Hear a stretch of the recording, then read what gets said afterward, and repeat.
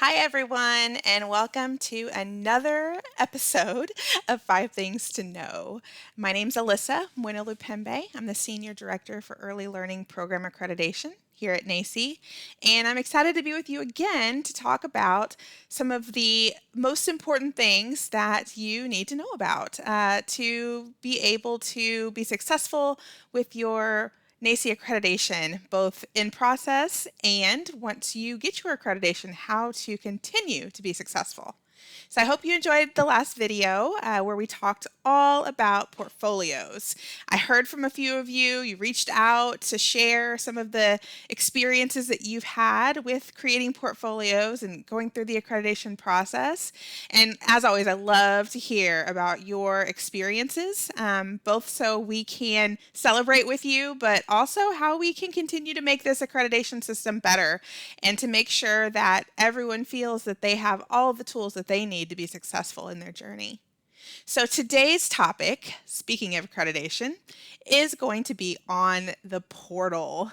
Ooh, I know that for many of you, the portal is both a useful tool and can sometimes bring upon some nervousness or apprehension or even frustration. So I'm hoping that today we can talk about some of the important parts of the portal so that you can know what to do, know how to access things, know what the most pressing needs are for you in your portal. So the first thing just to know is that the portal is your tool to help you manage your timeline.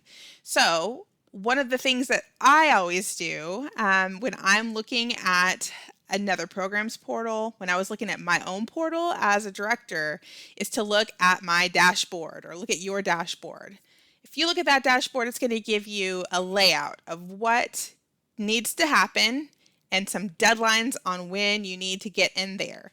So this is your process. You are going to drive how you move through. Of course, we're going to keep you accountable by some of the checkpoints, but it's your experience. So, one of the best things that you can make sure you're keeping up with is all of the checkpoints. There's a lot of different pieces to NACCE accreditation. We know there are enrollment and applications and candidacy and then all your annual reports. So I know it can feel overwhelming sometimes. The portal is going to be your best resource to be able to know what needs to happen and when it needs to happen by. Check it often. Don't just log in there once a year. Log in once a week, once a day if you need to. Everything that you need for your success in accreditation is going to be found there. Fees. It's another huge part of accreditation. You've got fees for each step of the process, and then your annual report fees as you go forward. You can pay all those fees right in the portal. I know in the past you were able to print off your documents and handwrite all the information in and send it in to us. And because we are trying to be more efficient and to be able to get you the information that you need and require in the most timely manner, we've put everything having to do with your fees in the portal. So don't try to download things. They don't exist. Everything's there. When you log into your portal and you go to your dashboard, let's say you are due your first annual report. You're going to see a tab at the top that says First Annual Report. Click on it, complete the tasks, and submit, along with your payment, of course. But all of that can be done right inside the portal. If you need more information about how to work through that process, or maybe if this is your first time even accessing the portal, you're not even sure how to do that, go to our website. We have a whole page that's full of portal resources that were created just for you. There's videos, there's written resources. And if you see that there's something that you need that's not there, email us because we would love to be able to offer the resources that you need. Second or third, I'm on 3 now, you're going to submit all your reports, just like I said, right in the portal. Annual reports in the portal, candidacy paperwork, application paperwork, everything in the portal. I can't even stress enough that if you haven't logged in to your portal, log in, do it. If you don't know the password, reset the password, email us, call us. We want to help you so that you don't miss any of these deadlines. We don't want you to miss your annual report. We want you to stay accredited, so reach out if you need some assistance.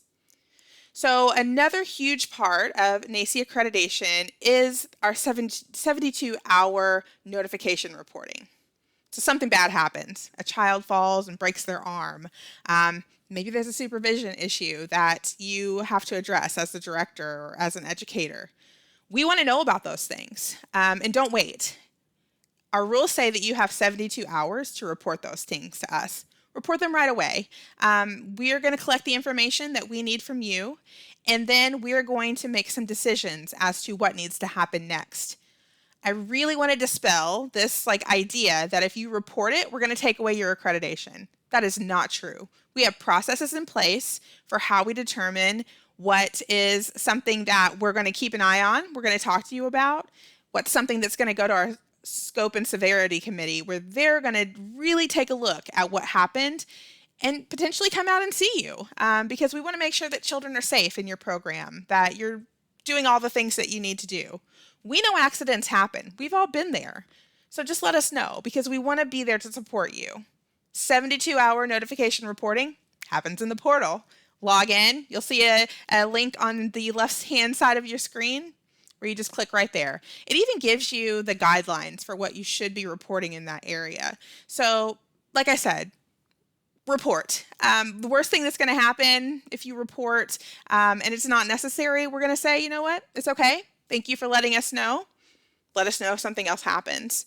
And I won't say that it's the best thing that could happen, but if children aren't safe, we want to make sure that we're able to get out there and check on them. So, that's always a possibility when you report something that we might come see. But if you're doing what you need to do, when we come out, it's not going to be a problem, because you're going to be following all of the standards and making sure that also your licensing guidelines are being met all the time. You can't be high quality if you're not doing health and safety standards. So, just always keep that in mind. But we are here to help you. We want to support you. Like I said before, we've got resources on the website. If you're not spending time on our website in our early learning program accreditation page, get there, because our resources are growing wildly. As we are finding a need, we're creating resources. So get in there, check out the videos, download the documents, ask questions, share them with your friends, share them with your teachers, share them with your colleagues. Final thing, bonus tip, contact information. We need to know who you are and what your name is and how to get a hold of you.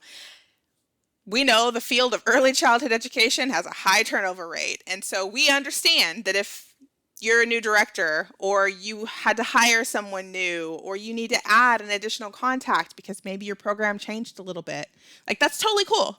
But you have to let us know, because otherwise we don't know where to send the emails. We don't know where to call you. We get emails all the time. We're like, well, so-and-so doesn't work here anymore. We don't know. You have to tell us. So go into the portal, check your contact information. Left side of the screen, it says contacts. Click on that. Make sure everybody's up to date. If they're not, you can fill out a contact change form, which you will find in the self-report on our website. 2 places that you need to go today to make sure that you are able to move forward with your accreditation process. Go to the portal, log in. If you haven't logged in yet, create an account, because you're going to need it. Check and make sure everything looks good in there. Check and make sure that your contacts are updated. Check and make sure you don't owe us any money, because we want to keep supporting you. Second thing you need to do is check out the website. So we also will be adding a one-sheet, 5 things you need to know handout that goes along with this video. So if there's anything that you want more information about, you can find it there. We're also including some links to some of the things I've referenced throughout here, such as the website with portal resources, the self-report form, and our email address, because you can always send us an email, reach out. We want to hear from you. So whether you just want to reach out and say, Alyssa, here's what I want to hear about next month, do it. If you need to ask questions, email us. We are always happy to help. We're here for you. Have a great rest of your day, and I'll see you next month.